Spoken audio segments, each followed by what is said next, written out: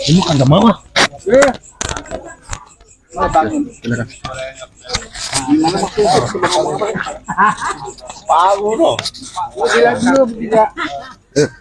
buka. Assalamualaikum warahmatullahi wabarakatuh. Kita perkenalkan, ini Om Agung dari Kauripan, Purwokerto, asal Purwokerto ya Pak Agung ya. Di sebelah kanan Pak Agung Om Tommy, Playboy Kelapa Nunggal. Materi malam ini apa nih Pak Agung? Serah Pak Dedi aja. Pak Tommy, Pak Andi, apa Pak Andi? Pak Andi, masalah apa nih? Bebas saja. Nah, bebas. Kira-kira menarik apa gitu? Iya. Silakan. Apa ya Pak Agung ya? Pak Tommy boleh? Pak Tommy, apa Pak Tommy? Biasanya Pak Tommy inspirasinya tinggi nih. Silakan Pak Tommy, silakan. Ya Pak Tommy. Pak Agung aja, Pak Agung tuh yang lebih ahlinya ahli ya. Silakan Pak Tommy. Topiknya apa? Agak sini dia berdekat. Topiknya apa nih Pak Agung? Silakan. Bebas saja. Kalau menurut Pak Agung apa ini? Kalau kita makan-makan begini, syukuran gini, yang pas nih topiknya apa Agung? Yang santai aja, yang kira-kira menarik gitu. Silakan. Ayam tetangga aja.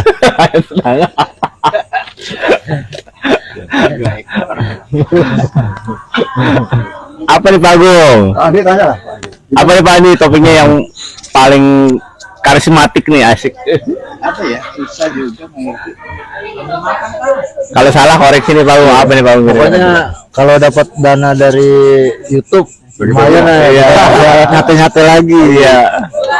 Apa nih Pak Agung topiknya nih? Katanya tadi mau bahas masalah begal. Apa? Ini topiknya lagi begini nih Pak Agung nih, lagi syukuran, lagi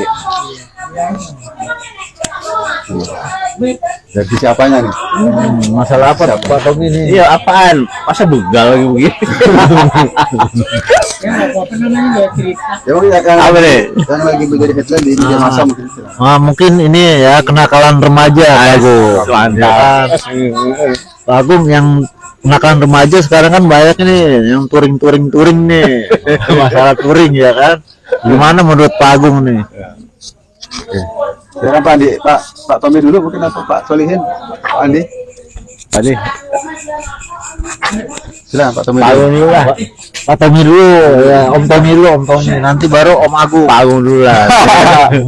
Yang lebih pas, lebih dewasa lah.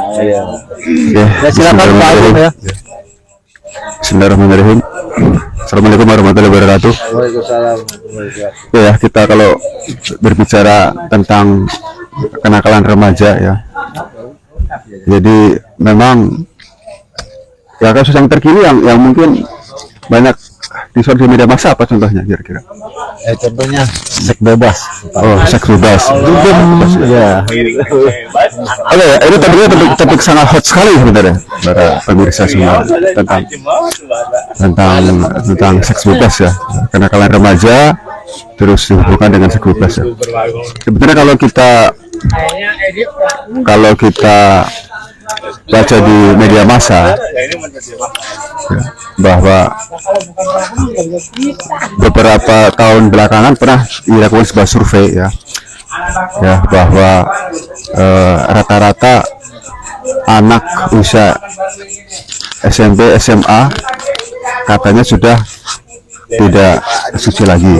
Nah, saya kurang begitu tahu angkanya ya, cuman memang bahwa kasus-kasus seks bebas yang terjadi di kalangan remaja memang cukup signifikan, cukup besar ya.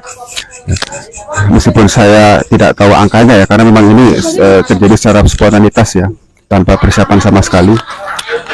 Terus indikator kedua adalah banyaknya terjadi dispensasi pernikahan di KUA ya, yang banyak terjadi ya di berbagai wilayah di Indonesia ya.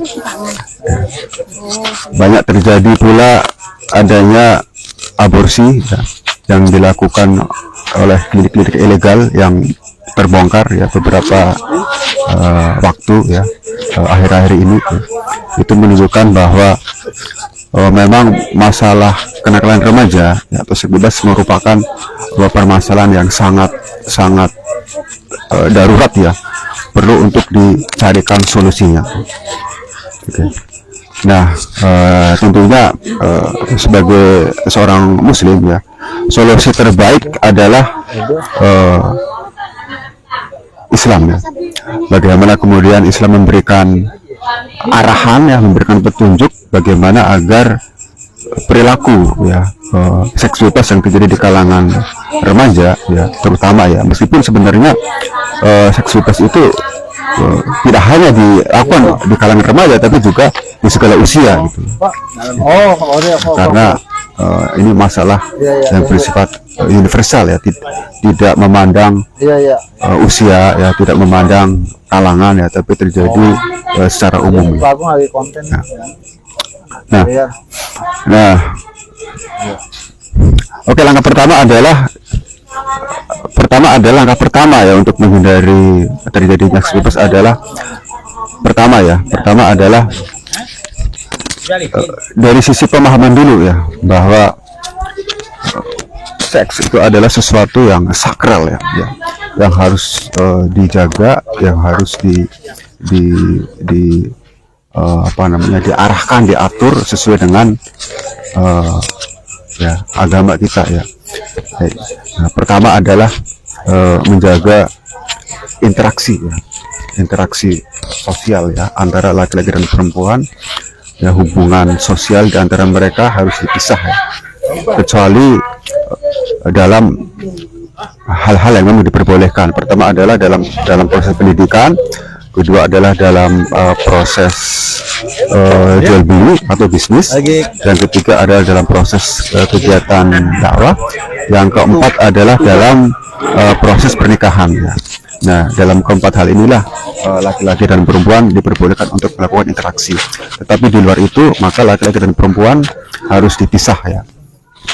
Yang pertama. Terus yang kedua adalah menjaga aurat ya.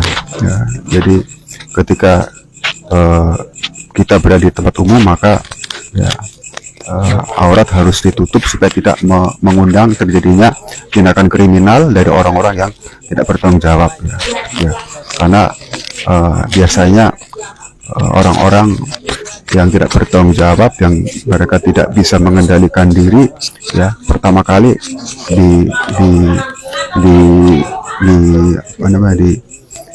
distimulus oleh adanya rangsangan yang biasanya itu berasal dari pihak perempuan ya.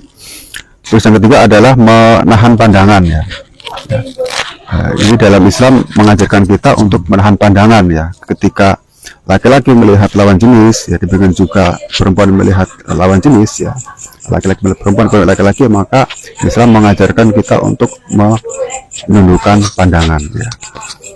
Ya, ada 3 langkah tadi. Yang pertama adalah mengatur interaksi ya, yang kedua adalah menutup aurat, yang ketiga adalah menjaga pandangan ya. Ya, ini itulah 3 solusi yang diberi oleh Islam untuk mencegah terjadinya seks bebas di kalangan remaja khususnya, dan di kalangan umum ya, karena ini tidak memandang usia ya, entah remaja, entah orang tua ya. Fenomena seks bebas sering kali terjadi. Mungkin itu jawaban saya serahkan ke saudara moderator, silakan.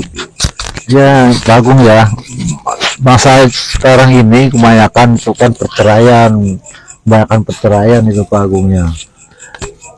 Dan solusinya untuk menghadapi supaya tidak ada perceraian antara rumah tangga itu gimana Pak Agung? Tolong aja. Sebenarnya ada narasumber lagi, cuma narasumbernya udah pergi kemana tadi? Pak Tommy ya, Pak Tommy celaka. Oh, Pak Tommy belum dapat inspirasi. Oh iya. Pak Agung lah sekarang. Jadi terpaksa saya